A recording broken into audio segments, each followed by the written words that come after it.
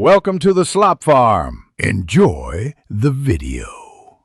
In this video, I will explain how to replace a brake booster. First, ensure your vehicle is safely parked on a level surface and the engine is off. This is crucial for your safety and the success of the repair. Next, disconnect the negative battery terminal to prevent any accidental electrical shorts during the process.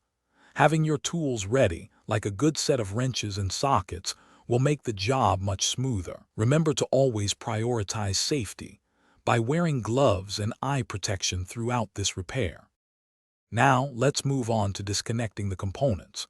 Begin by carefully removing the master cylinder from the brake booster. You'll typically find two nuts holding it in place. Next, disconnect the vacuum hose that provides power assist to the booster.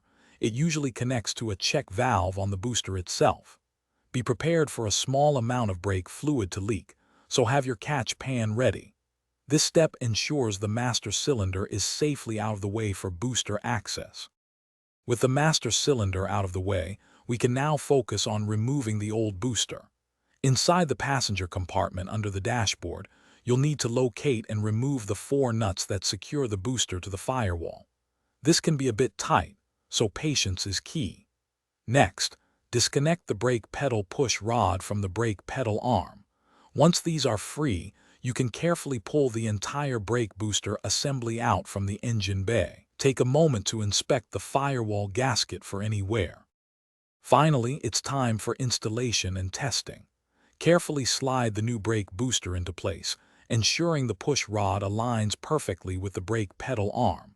Secure it from inside the cabin with the 4 retaining nuts, tightening them evenly. Reconnect the master cylinder and the vacuum hose to the new booster.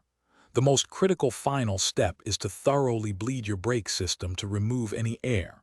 Once bled, test the brake pedal feel several times before you even think about driving your vehicle. Thanks for watching. Consider subscribing if we helped you today.